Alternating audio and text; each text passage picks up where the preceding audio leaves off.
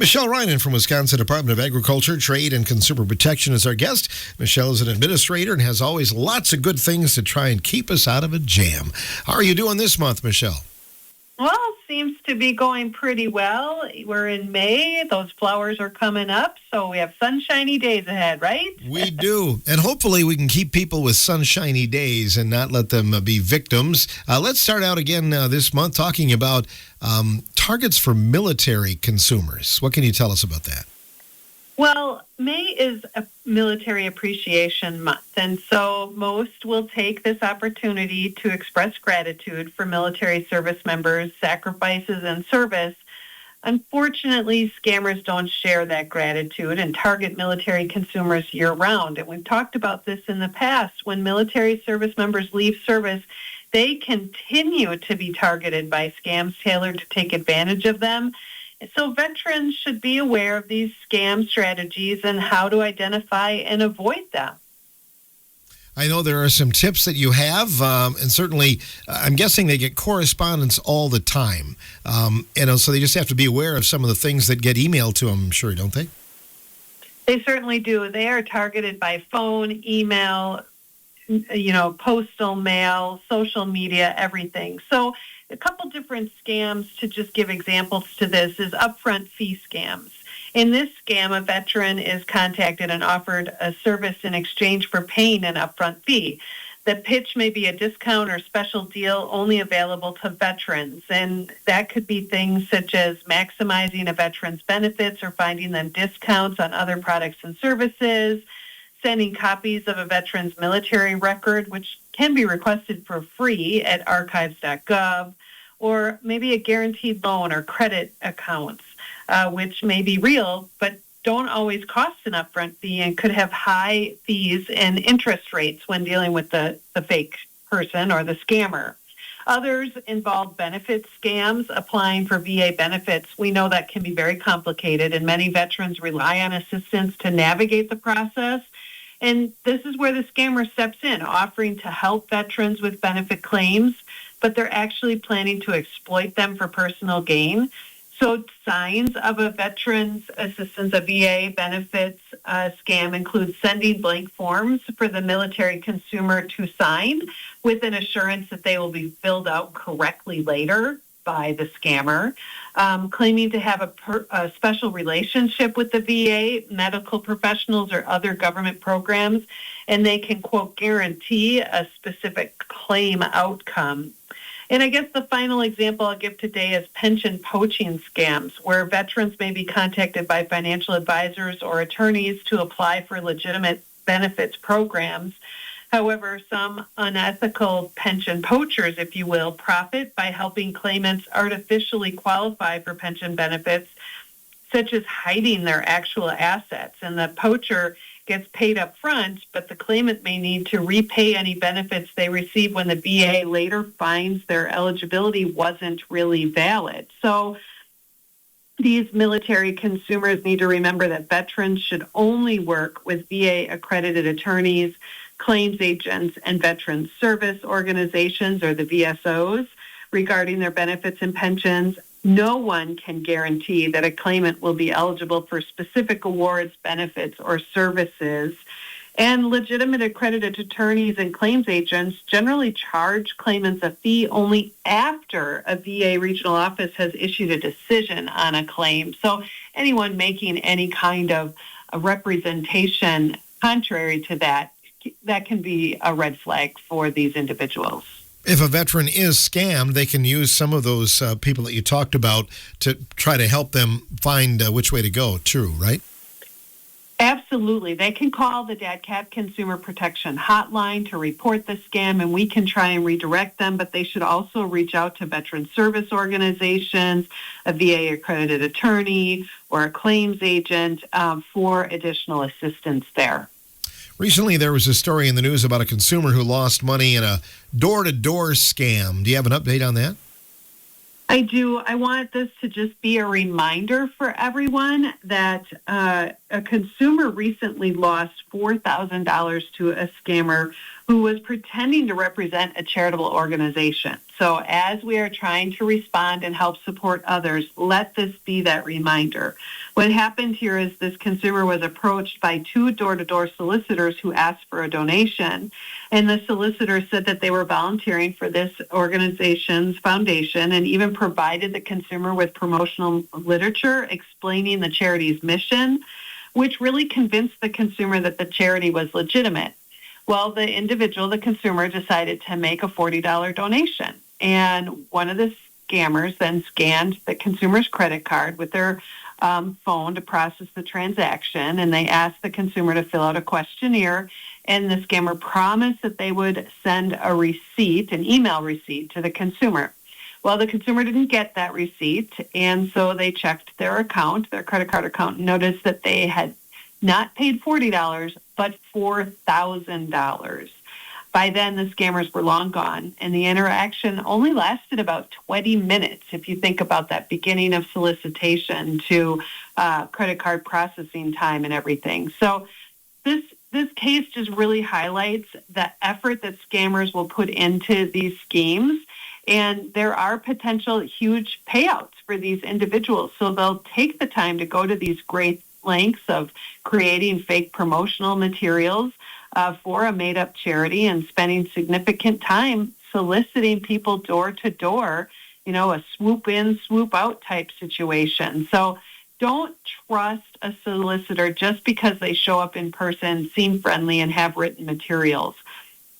Use your credit card, as this individual did. Try and respond quickly if you think you've been scammed, but ask some questions. Ask the individual soliciting for specific details about the organization, its name, address, phone number. In this case, that wouldn't have worked given the fake promotional materials, but don't make that donation with cash, a payment app, cryptocurrency, or other payment methods. The credit card at least allows for some traceability and some added protections. But the best thing to do is let anyone who's seeking a donation serve as a reminder for you to make your donation, but go do it yourself. Log into the website using your own reliable information. Make that phone call to the charity yourself, again, using that valued, reliable information, and check things out ahead of time at give.org or charitynavigator.org, rather than just responding to links and emails and door knocks that you may receive. Not that there's anything wrong, but I always say give to your local charities where you can hand it to them face-to-face, and you're probably less likely to get scammed, right?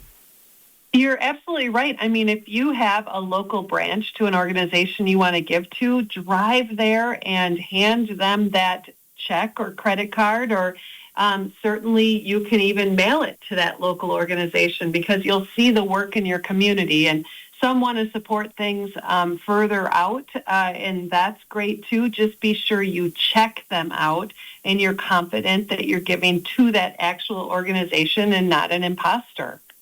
Well, it's coming up on summer, not too long down the road. There are all these concert announcements, lots of big names coming to the state. I know sometimes that ticketed events can be a problem too, can't they? Yes, it's really important for consumers to be prepared before buying a ticket to whatever event it might be. Like you said, a concert, festival, sporting event. First, I want to start with something that's good news for consumers, and that's the FTC junk fees rule requires businesses to disclose total prices up front, including in advertisements. And this means that those hidden fees for entertainment and sports events will be a thing of the past. So misleading fees are also prohibited, with businesses being required to disclose what is being charged and why, as well as which fees are refundable. But an important note is that the variable fees like taxes and shipping do not need to be shown until later in a transaction, because they can change depending upon the individual consumer's location and their choices that they make. But that's brand new and takes effect this month. But when buying a ticket, I want all the consumers to purchase directly from an official vendor, such as the venue or an official promoter, because this protects them from scams that make it easier to process a refund if necessary later on. So you need to check if the seller is a member of the National Association of Ticket Borrowers at natb.org. because member organizations guarantee certain protections for ticket buyers. So that's a great tip, in my opinion. Use a credit card. We've talked about those built-in protections against fraud over the years. These payment methods, like debit cards, wire transfer, cryptocurrency, payment apps, and cash, if you can avoid them at all possibilities because they really just don't have that traceability or those protections, and use that as a red flag that you're dealing with someone not so reputable. But know the refund policy before making a purchase, because official sellers should provide clear information about refund eligibility and those processes. And if these details are not provided, maybe consider another official seller or passing on the purchase. But we know that some events could be canceled or rescheduled, and that this can happen on very short notice. And Wisconsin has a law that protects consumers from losing most prepaid admission fees when ticketed events are canceled or rescheduled. There are some exceptions. But to get that refund, to obtain it for a canceled event, the ticket purchaser has to take action. They have to contact the event promoter. That can be different than the person you purchased the ticket from, and present the ticket within 90 days of cancellation. But then if you're trying to obtain a refund for a rescheduled event, again, you have to contact the promoter and present your ticket no later than 30 days after the originally scheduled event date. So then the promoter has to provide these refunds within 60 days. And it can seem complicated, and there are very precise details to this, so you can look that up at Consumer Protection, but it's an added protection there for a lot of different events, and it only works well if you're buying your tickets from the proper sources, those promoters and ticket authorized sellers. So that's why we really want to make sure people are all prepared up front before that summer festival season starts. We talk about junk fees and the new rules. That's been always a curious thing for me, because there'll be an additional processing fee and all these, and all of a sudden it's $50 or $75 more per ticket. Is that where you're talking about, or what are you talking about, Michelle? Yeah, you're absolutely right. I mean, these hidden fees, and it's for entertainment and sports events, where you should be able to see what the total price will be up front. Not, oh, look at this great deal, but now when I process everything, the ticket costs me another $15 or $20 because of all those additional fees. Again, shipping and taxes being separate from that. But you should now be able to more clearly understand the total cost of your ticket up front and get in what all these fees are for up front, so you understand, instead of being added on after you picked your seat location and you're all excited to go, and then you say, I can't afford that because it's too many extra fees. The other question I always have about that is, back in the day, they'd be out watching for scalpers at these events. How are these second market entities charging all this money? How is that not scalping? Well, you're getting into some complicated areas, and certainly the Federal Trade Commission watches that, and the people who are the promoters and the authorized ticket sellers watch that as well, and you see different cases and lawsuits about that when they are selling that or buying up. Certainly there have been some very large popular events where particular secondhand ticket markets have purchased up and then resold things, and the industry is really trying to move away from that and penalize those options. They all have their authorized ticket vendors who can resell tickets if a subscriber doesn't want to hang on to them for different events, but that's something that's constantly monitored. Okay. It's in the garage sale season, one of my favorite times of the year. We need to be aware a little bit, though, don't we? We do. And, this can be a really fun time of year because you can find great deals. Maybe you find unique merchandise.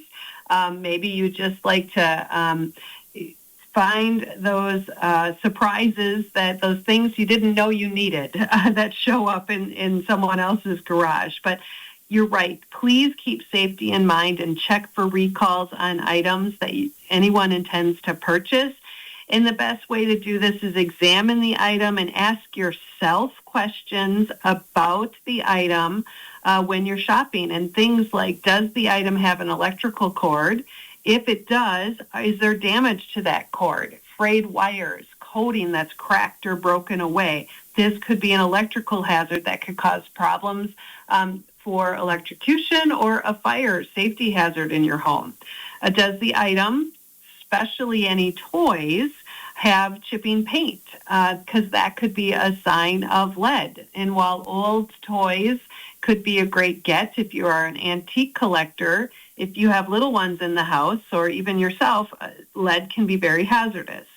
Does the item contain chemicals that could be toxic? Now, this is very hard to see, so how are you going to know things like BPA or PFAS, mercury? Again, even lead could be a problem, so you probably need to check the recall list on these items.